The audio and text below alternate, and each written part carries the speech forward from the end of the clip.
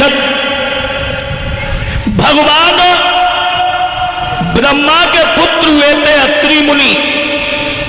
अत्रि मुनि के चंद्रमा, चंद्रमा के बुध, बुध के आयु, आयु के पूर्वा, उनके पुत्र हुए थे नहुस, और महाराज नहुस के पुत्र हुए थे याति।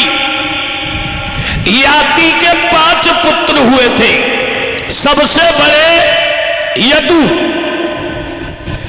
और पुरु, अनु, दुरु और पुरु और तुरबसु, ये 5 बेटा हुए हैं।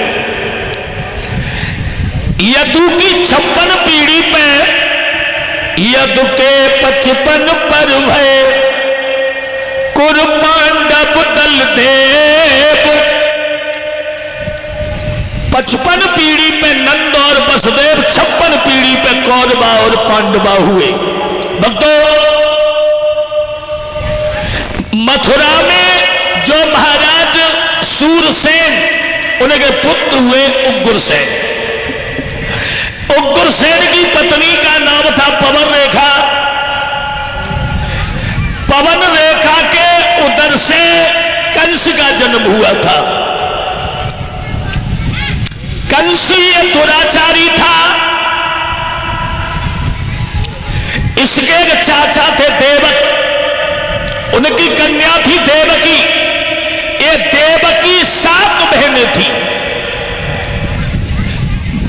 ये बटेश्वर के रहने वाले जो वसुदेव हैं, कुछ उनके लिए विवाही, कुछ उनके भाइयों के लिए। सबसे छोटी थी देवकी, और देवकी का विवाह वसुदेव से जब तय किया, वसुदेव परना बन के आए। कंस अपनी बहन का विवाह वसुदेव के साथ में किया है। बड़ा विधि और विधान के साथ में जब किया, करने के बाद में एक बड़ा सुंदर रथ सजवाया, और रथ में देवकी को लेकर चला है। देवकी रो रही है, और देवकी जब रो रही है,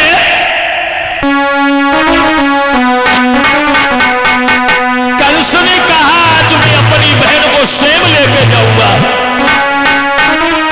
देवकी बिलख रही है, अरे बिरन मेरी जन्म नगरिया, काहे कुबो में नाव छुड़ा।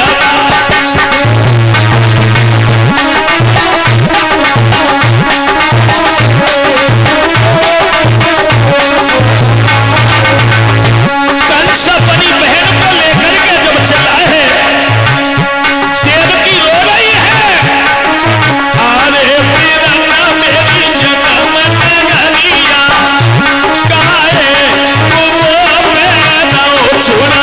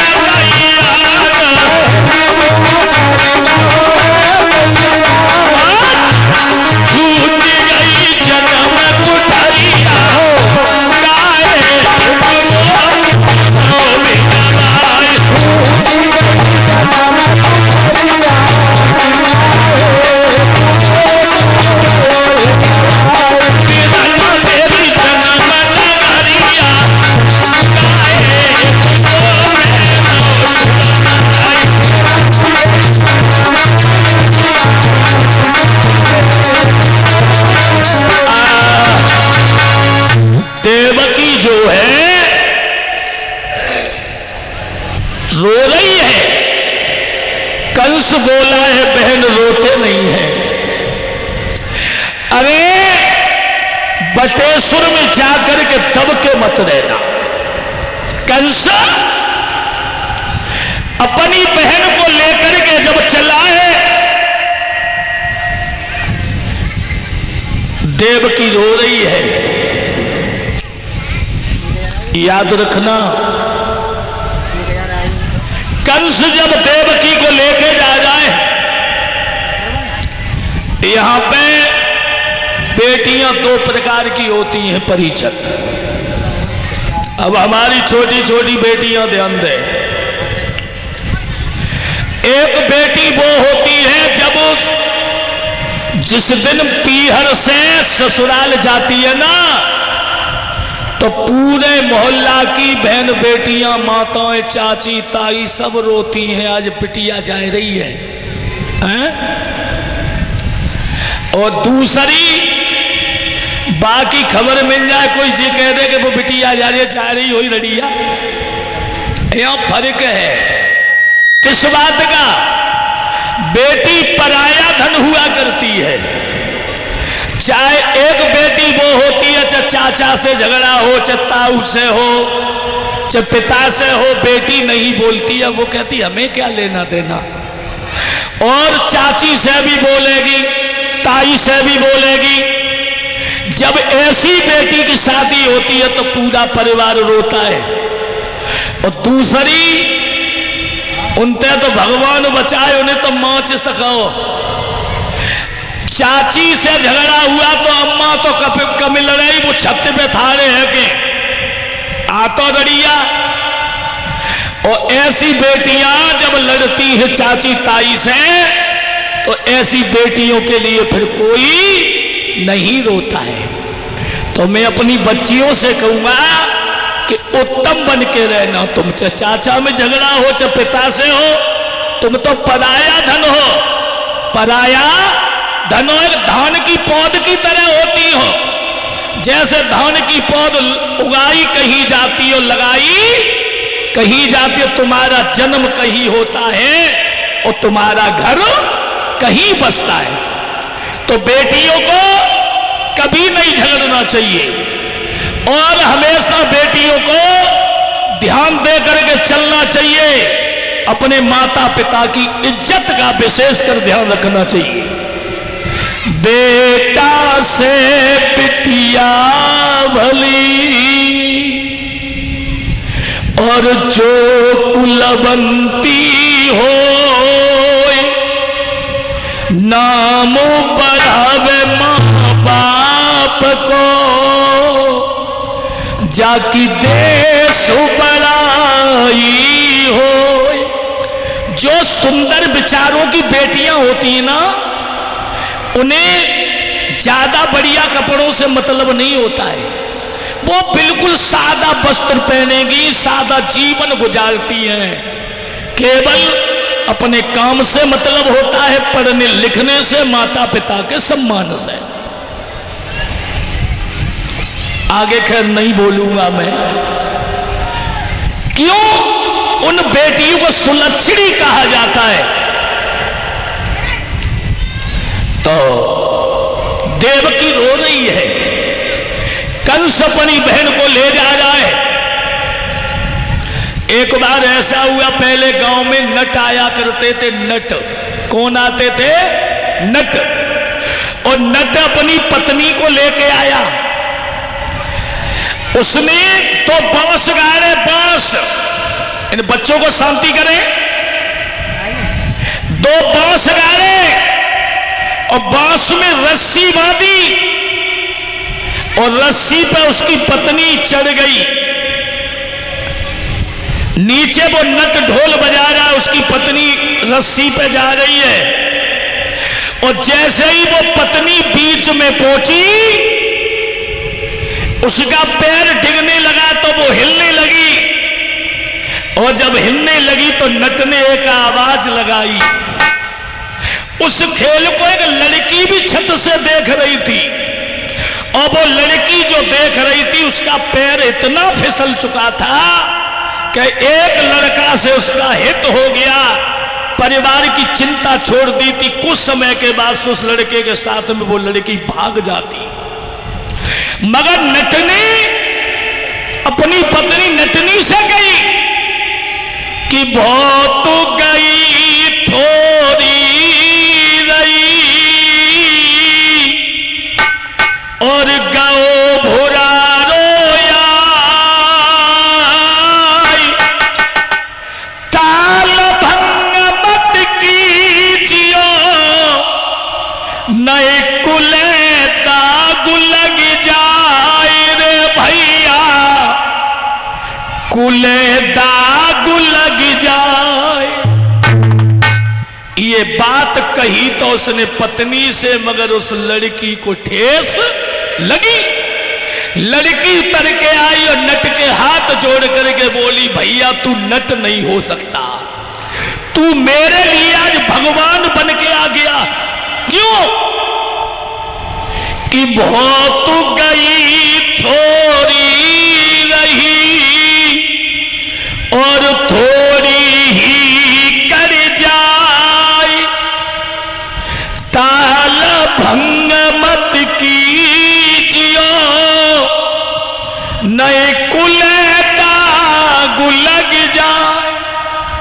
वो लड़की बोली है, अगर तुम नहीं आते तो मैं किसी परदेसी के साथ में चली जाती, मेरा परिवार छूट जाता और माता पिता की नाक कट जाती, समाज में वो बात करने लायक नहीं रहती। तो उन बच्चियों से मेरा कहना है कि माता पिता हमेशा बच्चियों को, लड़कों को पढ़ाते हैं और समय आने पर बच्चियों के लिए हर बाप ये सोचता है कि ऐसा घर देखूं जो मेरी बेटी हमेशा सुखी रहे। और जो बेटियां गलत कदम उठा के चली जाती हैं उनका परिवार भी छूट जाता है, गांव छूट जाता है, क्षेत्र छूट जाता है और सारी जिंदगी उनके जीवन में रोने के अलावा कुछ नतीजा नहीं होता है।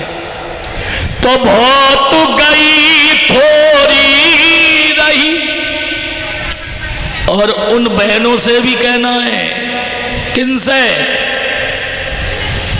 जो शादीशुदा हैं। जे कहती हो ना कि सास ससुर को मैं न राखूंगी, मैं न रोटी दूंगी, हैं?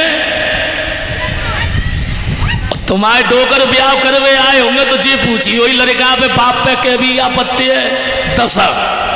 अरे 5 तो पत्ती है और बाप ने 5 बीघा तुम्हें दे दी और भाई रोटी न देगी, हैं?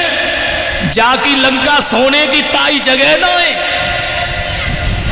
हमेशा दिल में ठान लो, बहुत गई थोड़ी रही और थोड़े दिन के ये मेहमान हैं, एक दिन चले जाएंगे, हमें ही बसेरा करना है। और तू रोटी ना दे का उधर तो टुकरिया होनो है, जा सीढ़ी पे जे पहुंचे वहां तो पहुंचनो है। इसलिए सास ससुर की सेवा करो, उनकी सेवा करिए, समय से भोजन, कि जहां वो पहुंचे ही वहां हमें भी पहुंचना है। और जिस घाट पे उनको जाना उस घाट पे हमें भी पहुंचना है। मगर रास्ता अलग अलग है। रास्ता कोई धर्म करके जा रहा है, कोई जंजीरों में बंध के जा रहा है, कोई कैसे ही जा रहा है। अच्छा कर्म करके जाओगे तो दुनिया वाले याद करेंगे। और जिसके माता पिता दुखी है ना, उसका बेटा चाहे कितना ही पैसे वाला हो जाए वो सुखी रह ही नहीं सकता, सुखी नहीं रहता है, ये मान लो। तो आप लोगों से सबसे कहना है, भागवत का मतलब है राम कथा, कृष्ण अवतार, ये कथा तो सब होती है। कथा सुनने से जब तक हमारा मनोभाव नहीं बदला तो कथा सुनना सब बेकार होता है। मेरा पर डे का नियम है, पर डे का। मैं यहां से जाता हूं, कोई मैं भैंसियन थोड़ी सानी देतू, इतना भी काम नहीं करता हूं। केवल भागवत और लिखाई पढ़ाई के अलावा मेरा कोई काम है ही नहीं। मगर एक हमारे बाबा बैठे और दूसरे पिता बैठे, उनकी सेवा करना पड़ता है मुझे। पिताजी हैं, उनकी ख्याल रखना। और बाबा बालाजी बैठे, उनकी तो दोनों छाग पे चिरागी लगाना। सुबह तो पूजा कर लेता हूँ, जब से कथा चल रही है शाम को लेट हो जाता हूँ तो पत्नी चिराग लगाती है। और उनसे भी ये है कि छुओगी नहीं हमारे बाबा को, दूर से ही लगा लियो। इसलिए दोनों समय भागना पड़ता है। दूर पहुंच जाऊंगा तो फिर पूरी पूरी मजबूरी। जिसने माता पिता की, अपने इष्ट देवता की पूजा कर ली वो हमेशा सुखी रहेगा, और जिसने पूजा नहीं कर पाई वो कभी सुखी रह ही नहीं सकता। इसलिए अरे कर ले माता पिता की सेवा, बंदे भव से तर जाएगो। माता पिता की सेवा कर लो, तुम्हारा बेड़ा पार हो जाएगा। अच्छा, कितनी बहनें बदल गई, कछुन्ने 5 छुआ शुरू करे, अब तो उठाई दे, नहीं झूठे ही उठाए दे हैं। कछना फर्क पड़ो। अरे हमने परसों पूछी अति, परसों का शायद उससे पहले पूछी थी कि कितने बहनें पैर छूती हैं, आज काऊ ने ना छुए। अच्छा, कल से छू के आइयो तो हमें मालूम पड़ेगा कि अमृतसर में कथा कहने आए तो कुछ बहनों पे फर्क पड़ा। अच्छा, सास तो सबकी हुई, तुम्हारी बिटिया है ना है? अच्छा, है क्या है ना नहीं, कतई ना सपई खच्चू है गई। कोई बात ना, बिटिया कह रही कि है ना है। चलो तो पड़ोस में चाची ताई हुई हैं तो उन्हीं के पैया छुई ले करो। बेउ सास हुए, जिनकी सास हुए तो बे तो छुए करो। अच्छा भैया लोग तुम छू करो। हाँ, प्रात काल उठ के रघुनाथा, मात पिता गुरु नवावे माथा। नहीं सतयुग चला गया ना त्रेता चला गया, सब यही है, पर अपना अपना धर्म पे जानो। आपके गांव में हमारा ठाकुर परिवार भी है, हमारा ब्राह्मण परिवार है, कई परिवार हैं। एक किसी परिवार में चले जाना, देखना हमारी बहन बेटियां बिना स्नान किए तो भोजन भी नहीं करती हैं, बनाती हैं, और जब तक ठाकुर जी का भोग नहीं लगा लेती तब तक खुद नहीं, तो हम पीछे काहे हट जाएं? भोग लगाया करो। एक कीर्तन बोला,